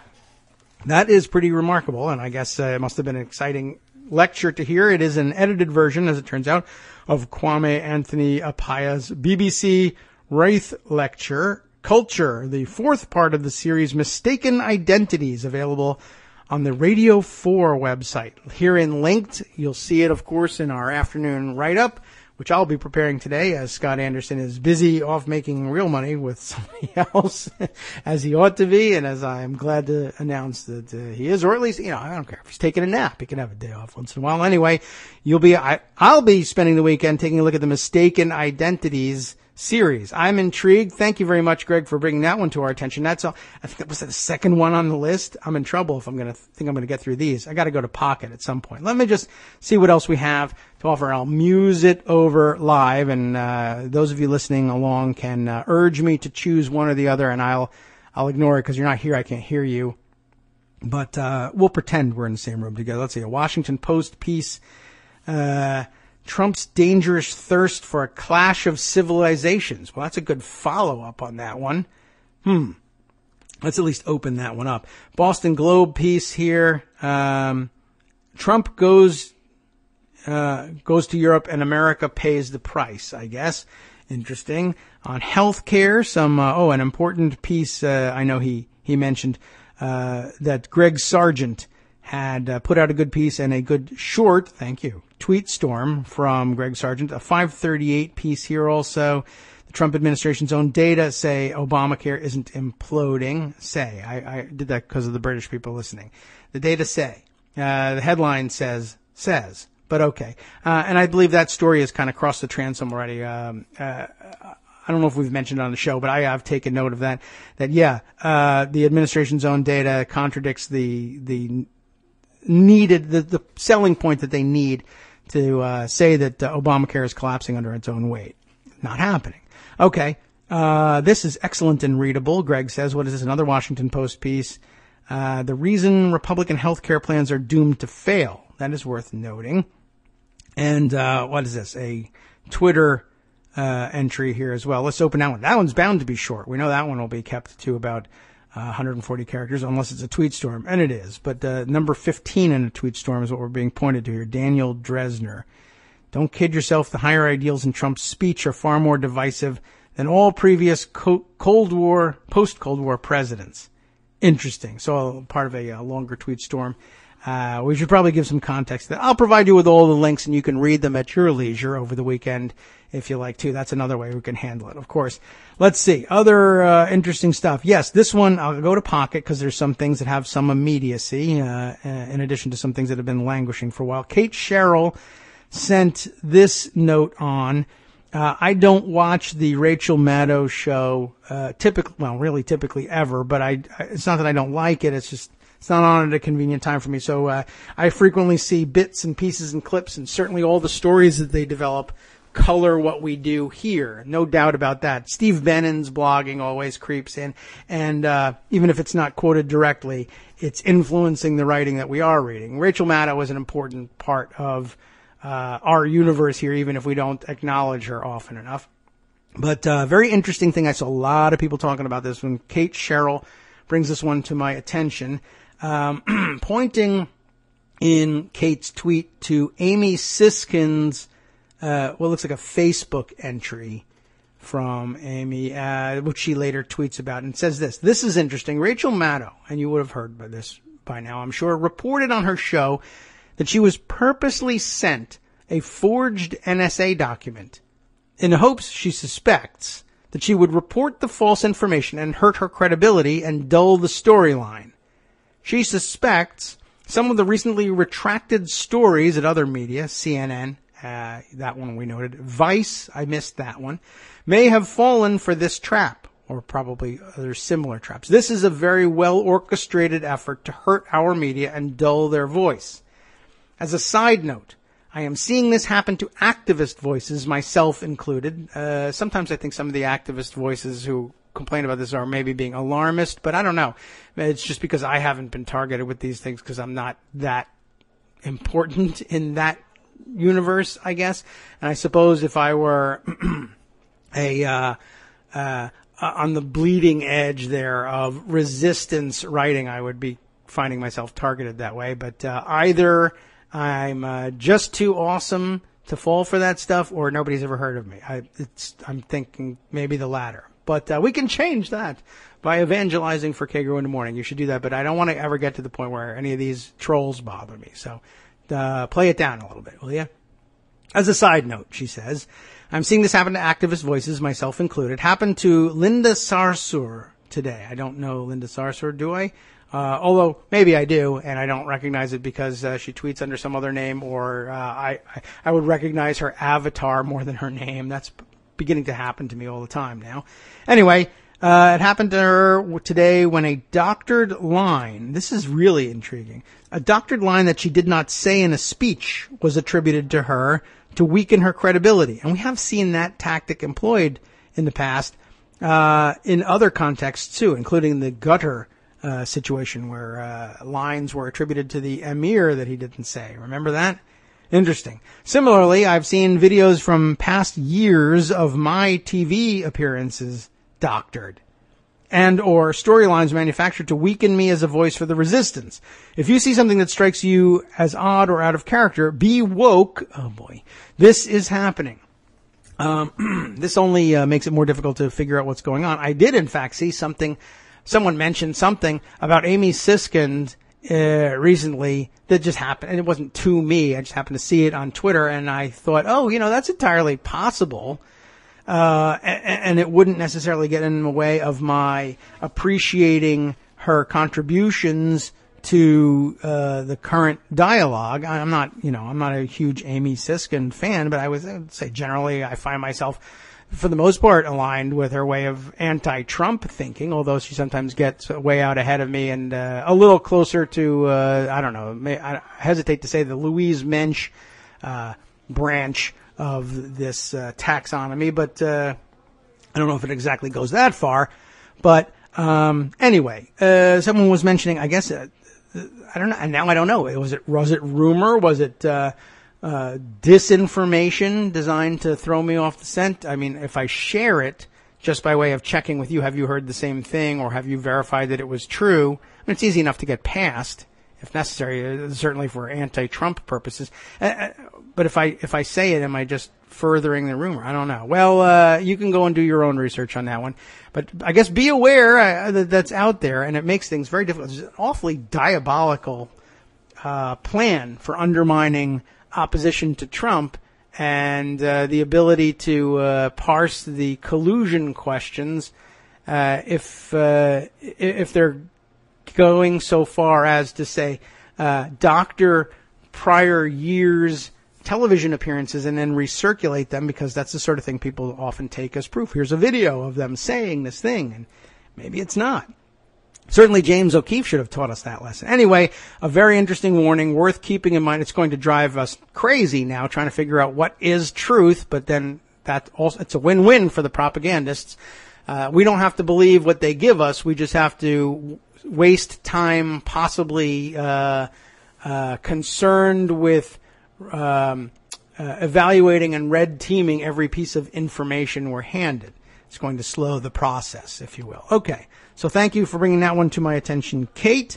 Let's see. Other interesting stuff. The PDF'd article that Greg sent me yesterday from the Financial Times about Felix Sater has led to a lot more writing and a lot more digging in the Financial Times archives. It was very interesting. I'll just add this observation about Felix Sater. Felix Sater strikes me as the kind of person who thinks, whether he's right or wrong, who thinks he can get himself out of personal trouble by offering himself up as a cooperative witness. You know, he'll turn state's evidence or whatever, or enter, become a confidential informant for the FBI and any other. Anybody who's offering safety or money, I guess. One, so he's out for himself, but also, two, I have the feeling he's the kind of guy, and I don't know whether that guy really exists or not. He exists in the movies anyway, but maybe nobody can really pull this off. But he's the kind of guy who probably thinks he can make an agreement to become a confidential informant, and then, but tell his buddies, I'm not giving them anything. I'm going to send them on wild goose chases, and in the meantime, I'm going to cash the checks and stay out of trouble. So I would be very wary about that. I'm not really enthusiastic about the idea of celebrating that Felix Sater has flipped on Donald Trump. He may have, because he's always looking out for himself, but I'm not positive that this is something that's going to work out the way we think. And I would combine it with Kate Sherrill's observation of Amy Siskin's warning. It may very well be that Felix Sater, for reasons of his own or because he's colluding with others who need this done, may give us information that doesn't turn out to be solid, and we may find ourselves out on a limb somewhere based on the testimony of a person who games confidential informant status for his own purposes and has done so frequently in the past. How about that? So, I can summarize the longer piece that Greg sent, and which we linked to yesterday, by relying on Mark Sumner's summary posted over at Daily Kos yesterday. Broker, mobster, fraudster, and Trump associate Felix Sater agrees to cooperate with investigation. We'll see whether that's the case. Remember, of course, he's the guy from the Bayrock Group that put up Trump Soho, that revived the decadent, weird, and stupid practice of, or maybe even invented the decadent, weird, and stupid practice of having launch parties for condominiums. That was not central to what they did, but it's just sort of indicative of where they were in the business space. This is news, Mark says, that it's likely to be heard wherever Donald Trump is staying tonight. Remember, we did hear the news yesterday that somehow his advance team had neglected to book him a hotel room for the G20. So all the luxury hotels were allegedly booked at the time when they started looking around for hotel rooms, and they may very well be booked. However, as I observed yesterday, if you were a hotelier in Hamburg, Germany, or its environs, if you had heard what we've heard about what Donald Trump does to luxury hotel rooms, then you would likely say that all of your rooms were booked too, even if they weren't. We'll just leave it at that. Anyway, the news is is he relying on the Financial Times piece? No, he's relying instead on the Independent's work and also on Newsweek to tell us that Russia-born real estate dealmaker Felix Sater, who allegedly has organized crime links, he's been convicted of them in the past, let's say, had agreed to assist in an international probe into a Kazakh family's real estate dealings in the U.S., including one of Trump's most famed properties, the Trump Soho in downtown New York City. And I don't know if that's fair to really say that, but it's certainly one of the many most talked about properties because it's so troubled. And it's not his property. I mean, I guess we might as well straighten that part out right now. He doesn't mind it being called that because it makes him sound like he owns lots of property. He never owned the Trump Soho. He didn't build the Trump Soho. It's not a Trump Tower built in Soho. It was a Bayrock creation. They built the thing. The deal was for licensing his name, period. And I guess, also for management of the hotel. Now, he's got some weird licensing deals. And he made a great bunch of deals for himself in the sense that he was getting paid to do what he really liked about building buildings. I'm sure selling the stuff, the dirty work of dumping the units and getting cash in exchange. He likes getting cash, but he doesn't really like doing the selling. I think what he likes is designing the buildings, not in the architectural sense, but so much as, I want this to look Trumpish. It should be gold. It should be lots of glass. I want dramatic ceilings in the lobby, concierge service. He likes to be able to sell things as the ultimate luxury, this and that. And he just wants to handle that aspect of it. So he's happy to take it. Now, he originally got 18%, I think, of the gross profits of the Trump Soho in exchange for lending them his name. By the time the Trump Soho was being built, Trump was out of the building game because no one would lend him the money to build anything. He was finished as a builder, but he had found some success with The Apprentice. And as Financial Times in yesterday's piece and in some others that were linked in yesterday's piece, as they put it, I think correctly, he had found success in playing the part of an entrepreneur, of an impresario, of a go-getter, successful developer, though he hadn't been one for a decade, but he played the part well, or at least well enough for television. And so his name was famous, and people came to associate him with the things that he had done semi-successfully 25 to 30 years earlier, forgetting about the casino disasters in the middle. Okay, fine. So what Bayrock did, they're building a building, and they're like, it's just a condo. Why are we going to get our units sold? We have 46 floors of these units. We're not going to be able to sell any of them as, Bayrock One Center. It's a nice building, but it's not going to sell itself. But if we give Trump a piece of the action and call it the Trump Soho, we can sell it off of people's interest in and fandom of The Apprentice. And of course, he can go on The Apprentice and say, by the way, my fabulous new building, the Trump Soho, and he can give us all sorts of free publicity and for free media, which of course allegedly won him the election by getting him less votes. Anyway, Donald Trump's relationship to former Bayrock executive Felix Sater, Mark writes, is both complicated and deep. We've been through some of it. I'll refresh your memory at some point, probably next week. A decade ago, Trump was nursing a fresh bankruptcy that had burned so many bridges, legitimate sources wouldn't lend him a dime.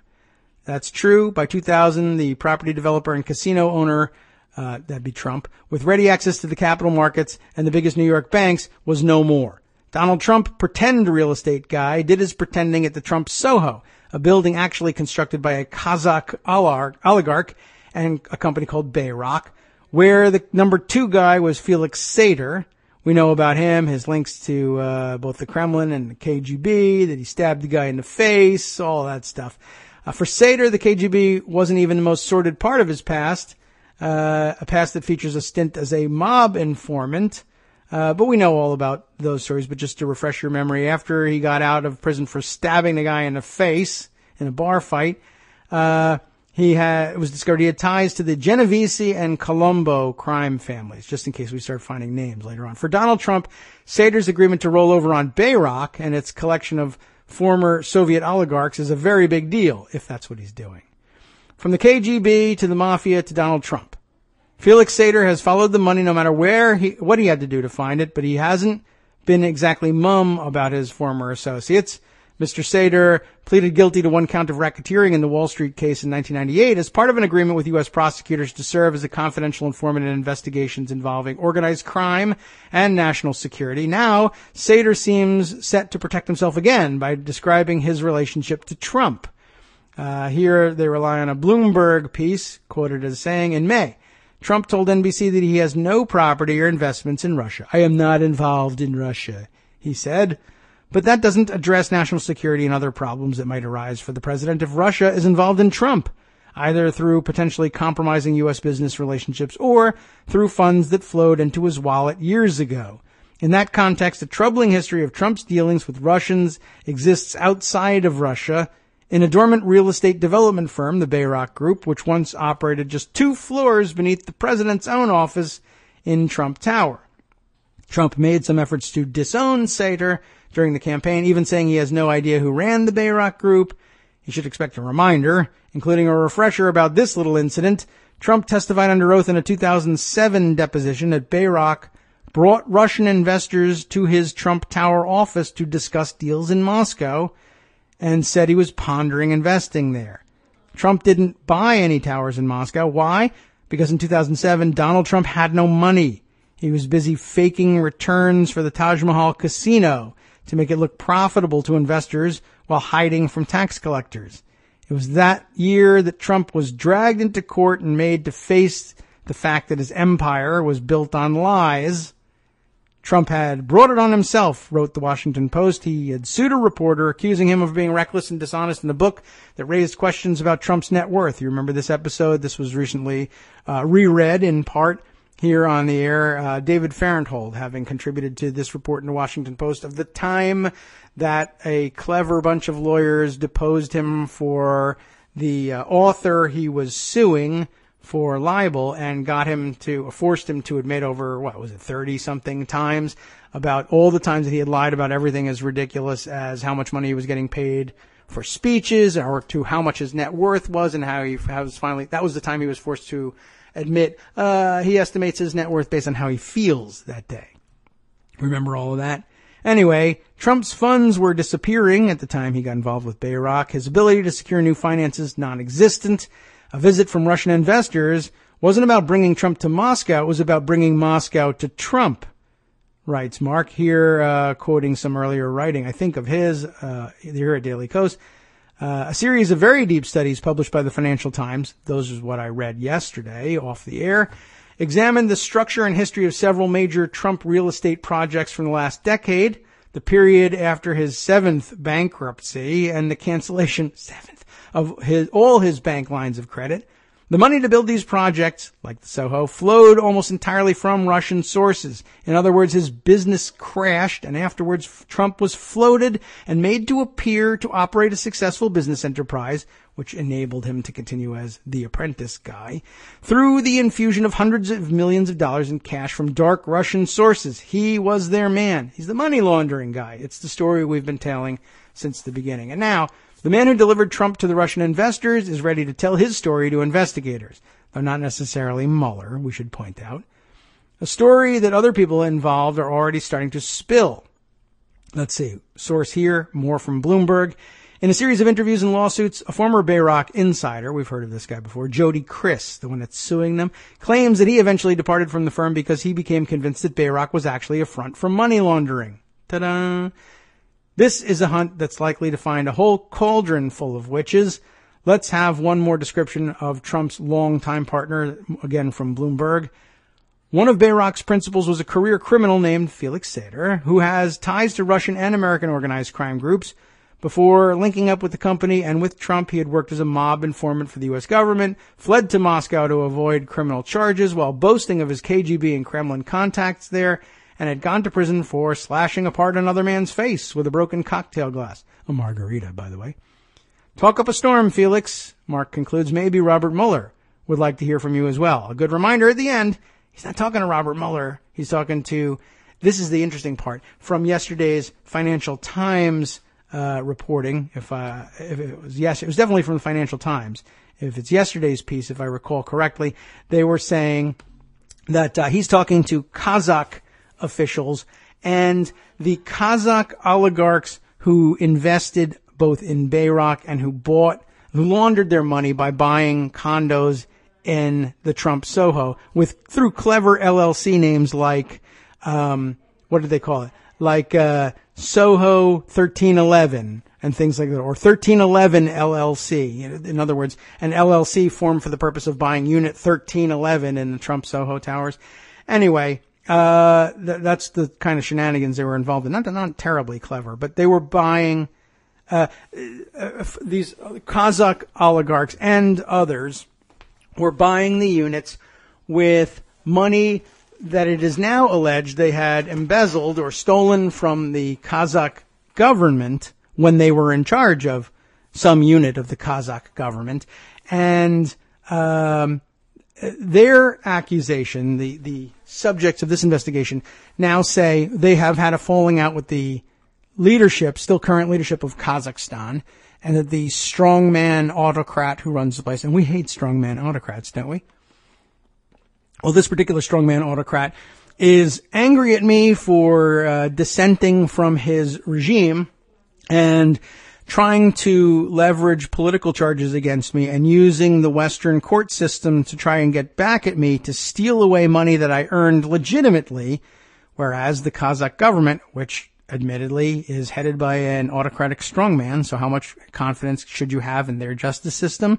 But they make a claim that's not, it's not otherworldly. It's easily believed that this guy used to be a part of the government, and when he embezzled all sorts of government money, stole it, and when we found out about it and tried to get it back, he instead bought Trump Soho condos with it to try to launder it. Totally plausible on both sides, so very difficult to sort out. Oh well, another identity problem. Let's see, what else have we got here that deserves some mention? Let's see. Oh yes, the Daily Kos write-up of the crazy Chris Kobach Commission's collapse was written up, the one I grabbed, by Laura Clausen. I grabbed her write-up about it because it had an additional piece of information that, it comes across in the headline. Trump's Voter Suppression Commission wants to store your voting data on White House computers. As I mentioned yesterday, Kobach already has a troubled history with informational security and is also a cheating jerk and adult. But on top of all of that, apparently they don't have any real plan for securely storing the data they want to lift from every state, and to which I believe this commission has no particular right. And I will just remind everybody of that discussion yesterday. There are both constitutional and other than constitutional grounds for simply saying no. The first and foremost, by the way, is this isn't a subpoena. This is a letter. Throw it in the trash. I'm not giving you anything. But Laura had this to add. Chris Kobach, Donald Trump's voter suppression vice chair, had to reply to a lawsuit on Thursday, and in so doing offered up some new information about the commission he helps head and his quest for state data on every voter in the country. Here's the most important part.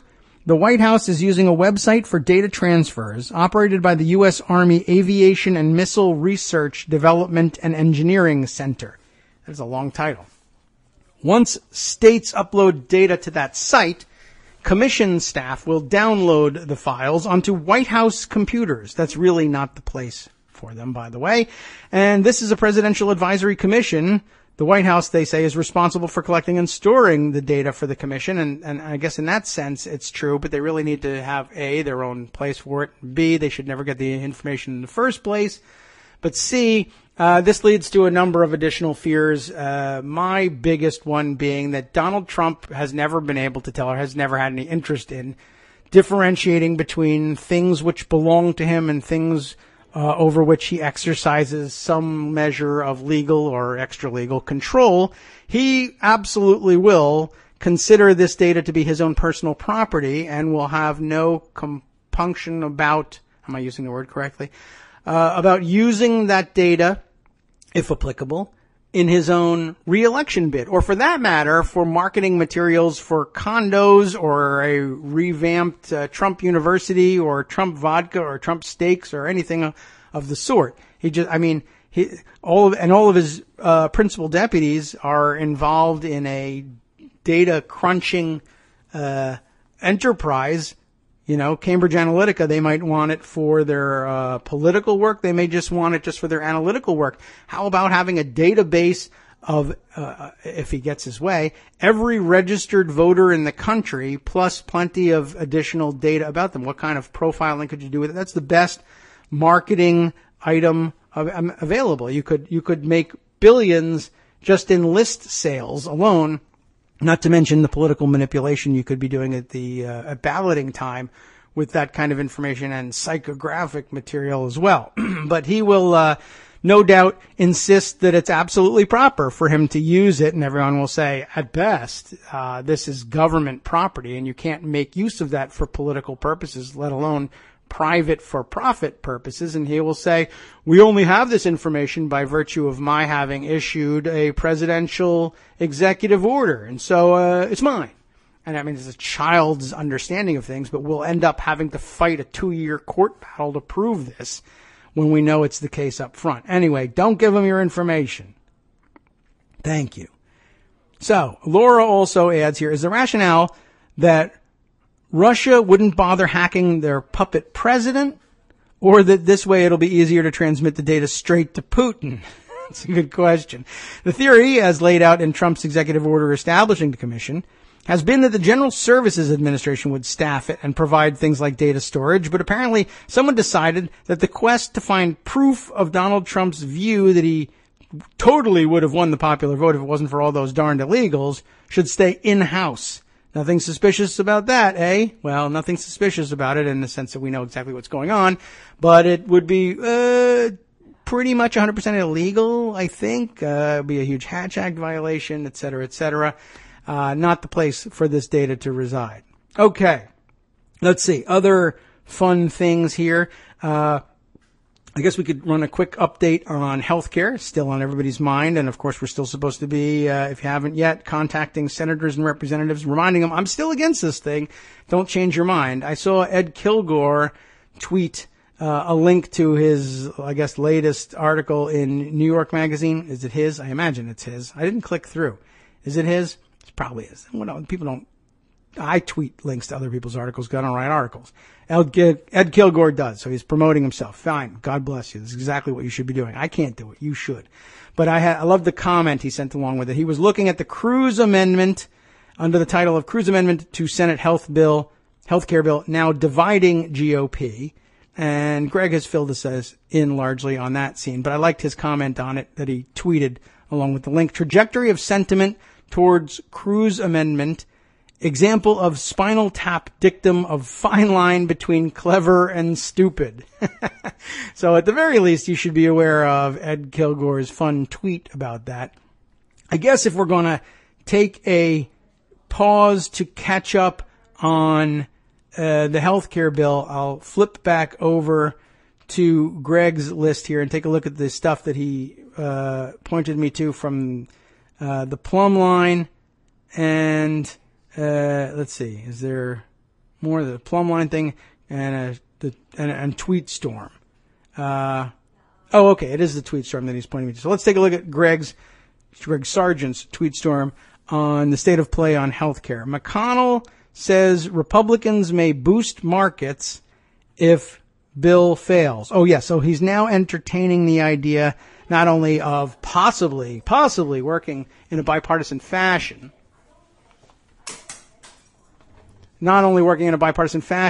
with Democrats, but he's also thinking about possibly finding money to try and shore up the exchanges that he's otherwise trying to sabotage.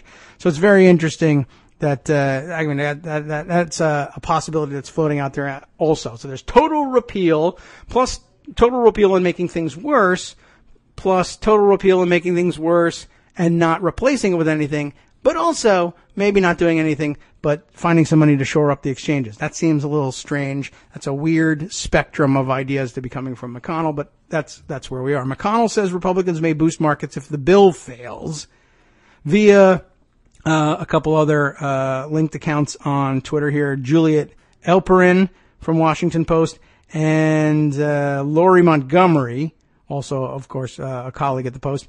This undermines the GOP spin. So let's see. Their, I guess, joint piece herein linked. The title of that piece, McConnell says GOP must shore up ACA insurance markets if Senate bill dies. Interesting. So I guess that's the plan B. And it's not a bad plan B. And by the way, it is Greg Dworkin's opinion that the odds of failure are increasing somewhat. He's been hinting at that over the past couple of days. So what happens if the bill fails? McConnell may come back and shore up the exchanges, but you gotta have a pinch of salt ready for that, right? Okay. So here is what undermines the GOP spin. The Washington Post reporting his suggestion that he and his colleagues might instead try to bolster the insurance exchanges created under the ACA is at odds with Republican talking points that they are beyond repair. That is true. They have been saying that. We know they've been lying. Would it be too difficult for them to admit that they were lying? I don't know. Probably not. They don't care. They know that we know that they're lying. The marketplaces, it continues, were built for people who do not have access to affordable coverage through a job, and at last count, slightly more than 10 million Americans had health plans purchased through the exchanges. More than 8 in 10 customers bought their plans with federal subsidies that the law provides. Until now, both congressional Republicans and the Trump administration have contended that the collapse, in quotes, collapse of the ACA marketplaces is a main reason to erase much of the 2010 law. Second part of our tweet storm, Greg Sargent continues, as I've argued, this is a huge concession by McConnell. I'll agree. It blows up a big Trump/GOP lie about the Affordable Care Act. Again, though, my grain of salt, they don't care if their lies are blown up.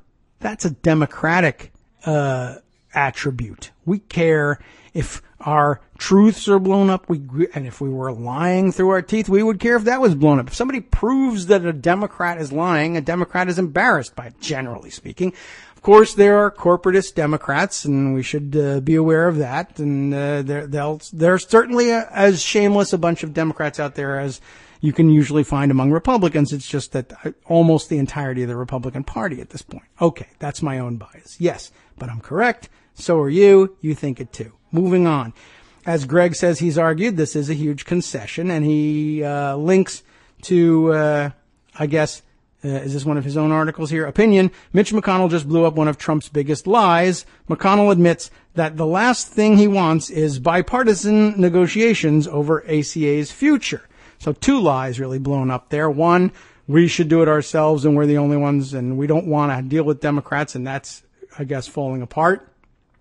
And the idea that the exchanges were collapsing of their own weight is falling apart. Greg's third tweet. It undermines the absurd Trump/GOP claim that the Affordable Care Act is collapsing under its own weight and reminds us that the GOP sabotage is having a big effect. His fourth tweet, and it shows Trump is full of, well, he puts an asterisk in it, is full of crap, we'll say, but he says the S word. The S word. And it shows Trump is full of crap when he says Republicans can stand back and let ACA implode. McConnell confirmed this isn't an option for Republicans. And that's the end of the tweet storm. One other further word of caution. I wouldn't be surprised if McConnell, aware of the fact that it's now Friday, heading into the weekend, heading home for the weekend, no doubt, or perhaps staying around Washington and having to be making himself available for Sunday shows, but certainly surrogates making themselves available for Sunday shows, knowing that at this point, finally, they'll be facing hosts who say, are you serious? You're thinking about repealing and not replacing the Affordable Care Act? What's going to happen to the millions of people, et cetera, who lose their health insurance, they now have a good grasp of the numbers and a good grasp of just how cruel this measure really is, even if they do try to replace it. And they'll put their Republican guests, to the extent they can get any of them, on the spot. And wouldn't it be a great way to escape from scrutiny on the Sunday shows and elsewhere to simply say, well, if our bill fails, and our bill at this point has a replacement in it, it's only still considered an option to do repeal and delay. But the current live bill has a so-called replacement in it. And if that makes you uncomfortable, or you're asked, what are you going to do if that fails? Are you really just going to let everybody lose their insurance and die? Oh, no, not us. Why, at that point, we would realize we've been beaten. What can we do? We tried. We failed. We recognize that sometimes you don't get your way in this country, and then we would have compromise and we would shore up the Affordable Care Act exchanges. But isn't that a contradiction to what you said? Didn't you say they were collapsing under their own weight? We were worried about that, and that's why we feel like they need to be shored up. I think they would collapse under their own weight if we didn't shore them up, but we're going to do that because we're responsible people. And then everybody says, wow, there are moderates, after all. They are putting country before party, after all. And then the show ends, and then they don't do that thing. And then everybody says, but you said, and he says, but I said, screw you, I got something else I wanted. But I have the tape where you said it. Well, so what? See if you can trade the tape for health care coverage. You can't. It's not worth anything. I told you what I needed to tell you to escape and get out of your clutches and not look like a jerk. Well, you look like a jerk now. Well, who cares? Now I'm not in your clutches. I got my way. I got to win. What do I care what I told you on Sunday? There is that possibility. They won't be that blunt about it, but there is that possibility. All right. Speaking of the healthcare stuff, I guess maybe we should take a look at the Washington Post's piece, another one that Greg pointed us to. Ooh, this one illustrated with Ted Cruz's stupid face. From Catherine Rampell, opinion piece here. The reason, in her opinion, Republican healthcare plans are doomed to fail. I told you Greg's, what do we say on this? Bearish on their prospects or bullish on the prospect of their failure. Anyway, how about that? Do a double negative, if you will. Sometimes in some weird markets, too much consumer choice can be a bad thing. This piece starts out, unfortunately for Republicans, health insurance happens to be one of those weird markets. Republicans believe the problem with the healthcare system is that Americans are forced to buy too much insurance in plans that are too prescribed. Their solution is to give consumers more choices for what kind of plans, including no plan at all, they can buy. The consumer freedom option, of course they would put that name on it, recently proposed by Ted Cruz, which I understand was really proposed by Mike Lee, who's not defending his territory here, is emblematic of this. It would allow insurers to sell plans that don't comply with Obamacare regulations, such as protections for pre-existing conditions, so long as they also sell at least one plan that does. We know the mechanics of this. We're guaranteeing them exactly what they have now, but giving them more options. Senator Mike Lee said Sunday, options that would inevitably unleash free market forces, because, that would in turn bring down the price of health care. And who doesn't like options? Asks our writer. Choice is as American as apple pie, although we just read that maybe it isn't American at all, and it could be completely cosmopolitan in that sense. Okay, whatever. A core perk of living in a capitalist society. We are free to choose whatever car or yogurt we want from an enormous menu of colors, features, flavors, and prices, and economists, generally, believe we're happier for it. Boy, that first article we spent that time, second article, I guess, that we spent all that time on colors my perception of everything now. Great piece. Thank you, Greg. I guess I should thank the writer, whose name I already forget, except that it was odd. I should go back to that and make it less odd for myself. I need to be more cosmopolitan. But the health insurance market has some distinctive properties that mean too many choices can lead to the whole market unraveling. This would leave nearly everyone, consumers, insurers, and healthcare providers, much worse off. Why? The answer is somewhat counterintuitive. So counterintuitive, in fact, that the economists who figured it out won Nobel Prizes for the insight. Let's take it step by step. Oh dear, we're going to earn a Nobel Prize here in the closing minutes of the show. Ready? At its core, offering greater choice in healthcare plans, and that in quote choice, means eliminating both standardization and basic quality minimums. That's true. That's a good point. I mean, we should be happy with choices among the range of things that have basic quality minimums. That's still freedom of choice. I can choose from among 31 flavors at Baskin-Robbins so long as no one of those flavors is arsenic, right? They're all edible and won't make you sick, minus any personal allergies, and that's up to you. But in other words, you can't freeze Drano and call it gelato. That's against the rules. Even so, there's plenty of choice in frozen dessert treat land over there. Don't mean to single out Baskin-Robbins. Could be anybody. Anyway, eliminating standardization. For example, Obamacare's rules for what benefits are covered, coverage tiers, and out-of-pocket maximums would make it much harder for consumers to comparison shop. That was the whole point, of course, of the exchange. You should only, we were just, the idea of it, as we explained the other day, is I just want a place where if I choose one of these plans, I can choose based on price and brand preference if you want, or is my doctor on it or not. I just want to be guaranteed. I want somebody else to do the hard work. Couldn't it be the government? Of guaranteeing me that whichever of these plans I choose, it's at least really insurance and not frozen Drano. Yes, we can do that for you. Republicans say, we would rather undo that so that you could have more choice. You could choose the Drano. I don't recommend it, but it's available to you, and that's what the founders really wanted. Whatever. Shopping for health insurance is already super complicated and time consuming, and lots of people make objectively bad choices. You have to comb through fine print and in-network doctor lists. You have to sort out which deductibles and premiums match your family's likely needs and risk tolerance.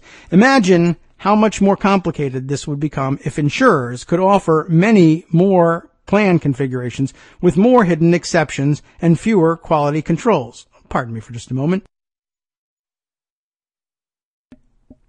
Maybe one plan covers breast cancer, but not throat cancer. Another covers statins, but only if you've never been diagnosed with heart disease, or maybe just 1 month's supply. With so many variables and so much opportunity for obfuscation, apples-to-apples comparisons become impossible.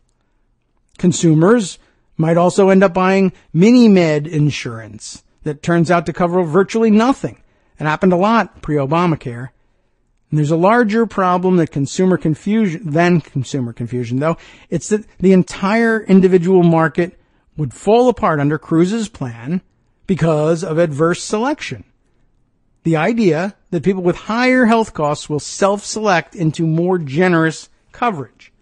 The cost to a supermarket of selling you a yogurt, by way of example, is basically the same as the cost of selling me a yogurt. I would guess so. And that doesn't mean they can graft skin as between us. I'm just saying. The yogurt, marketing it to you, easy. Marketing it to me, easy. That's not true for health insurance, where I might turn out to be a much more expensive customer than you are. In a world where patients make a movie out of it. In a world where patients know more about their health insurance, or their health status rather, for example, a bum knee, or future health spending, for example, pregnancy or long-delayed surgery, than insurers do.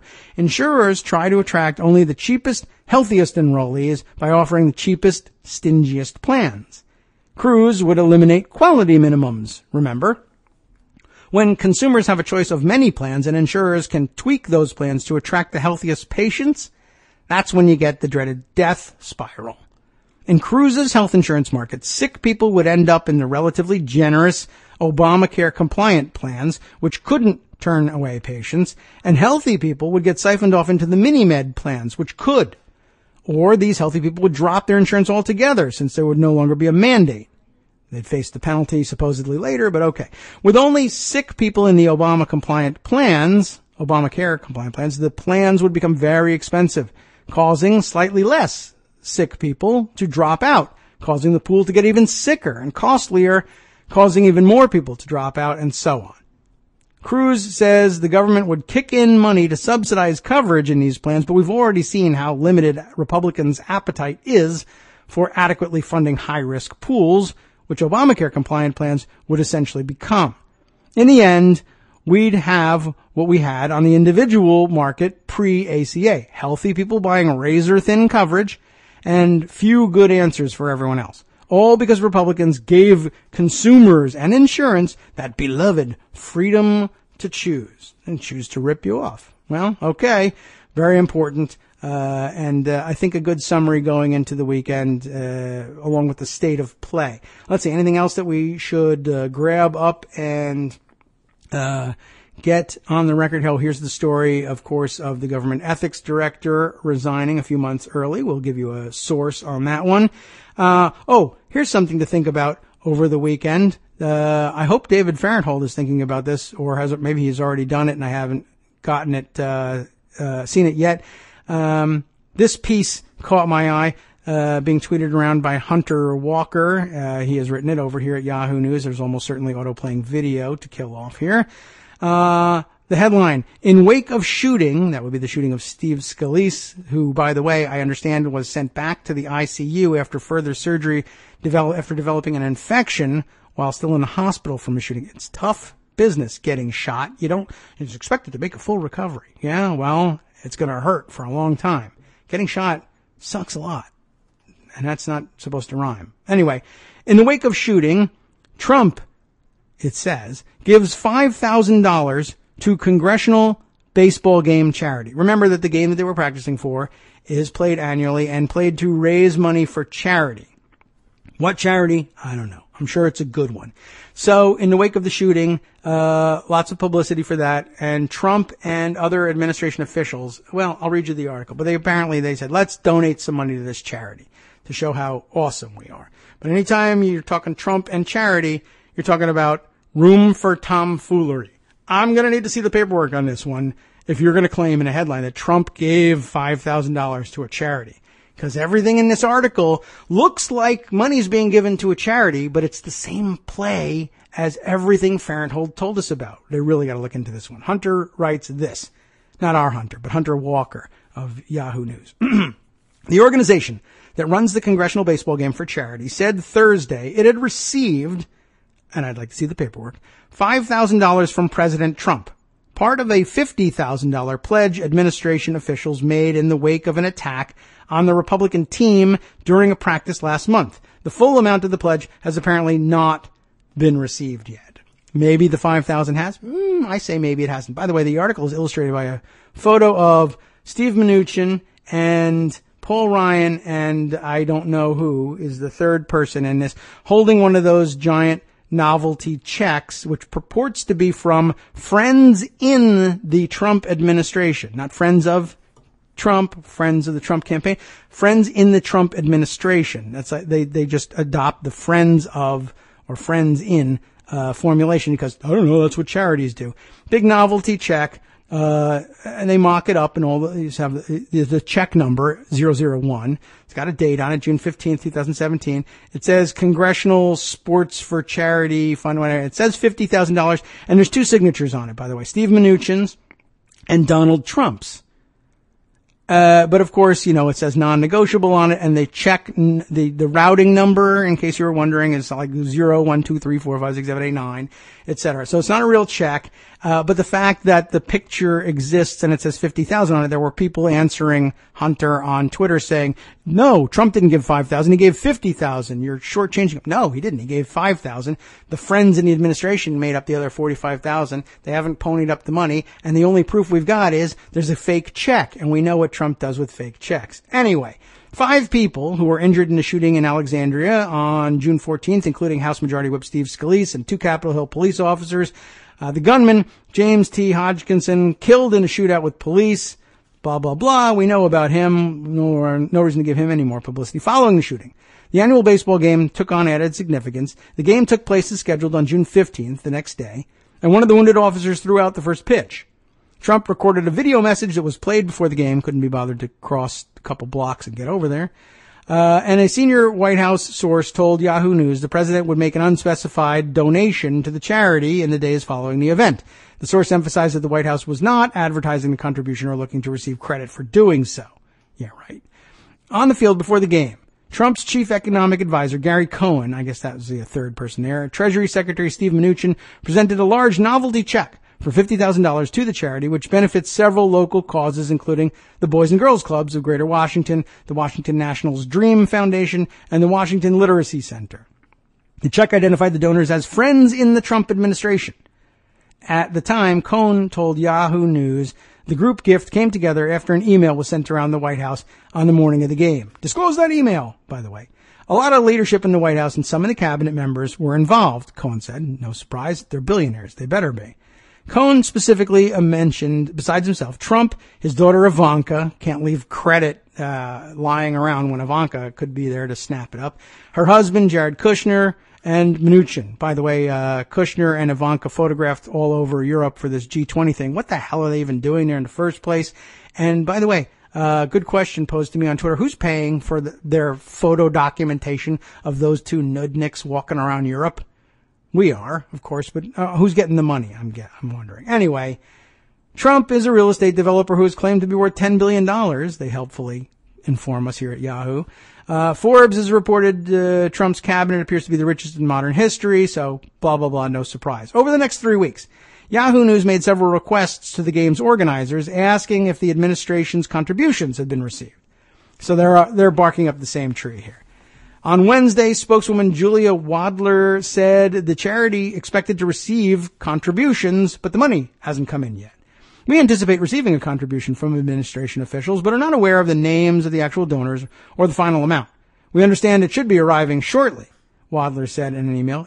How could they not understand the final amount to be $50,000? If you take that picture with that check, that's got to be it, right? Not in Trump world. It doesn't.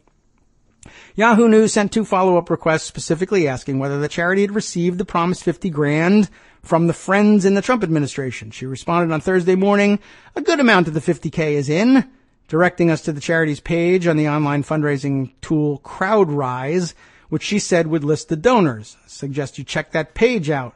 Wadler noted her office was closed over the Independence Day holiday, and they should have a lot of mail on Thursday that could include additional gifts. The $5,000 donation from Trump was posted on the CrowdRise page on Thursday morning after Yahoo News made its latest round of inquiries. As of 1 p.m., the site listed one other contribution from another prominent administration official, Reed Cordish. Really? Is that a prominent official? Let's find out. Let's play our outro music first. Reed Cordish, an assistant to the president for intergovernmental and technology initiatives, made a $5,000 donation with his wife, Maggie, that CrowdRise identifies as having arrived 1 week ago. Days after the game, the charity announced the game raised $1.5 million through donors and ticket sales. That's a record for the group. Here's the big issue. A listing on a website that says Donald Trump gave $5,000 is a listing on a website that says Donald Trump gave $5,000. I already had that listing in Yahoo News. There was a listing that said Donald Trump gave $5,000. There's no proof of anything being offered here. And with this guy, I need the routing slips. I need to see the electronic transfers, everything. I want to examine the check if he wrote that. No reason to believe this. Don't give up on this story. Hunter Walker at Yahoo News. David Farenthold, you want to be on it too. Time, though, for us to hand the microphone over to the guys on the after show and cram in as much as I can about what they're going to be doing. An Ohio mom says the Oath Keeper gun militia had no qualms violating her rights when they demanded her family pay $10 to walk from the movie theater and through the mall near her home. What could that possibly be about? Stay tuned to find out. U.S. Republican Senator Jerry Moran of Kansas is confronted by his daughter's pediatrician at a town hall on the Trump care bill. And there's more. I'll see what I can cram in after this short announcement of who I am and what you've been listening to, as I should have told you for the past 2 hours. From Daily Kos Radio on netrootsradio.com. You have been listening to the Kagro in the Morning Show with David Waldman. Here's more of the crazy coming up. Trump broke a 25-year tradition while in Poland when he snubbed the Warsaw Ghetto Memorial. But hey, he made up for it by calling the Jewish uprising one of the great evils beyond description. Whoops, backwards. And endured by the Polish people. Well, it wasn't really them. They'll explain that and much more to you on the after show next.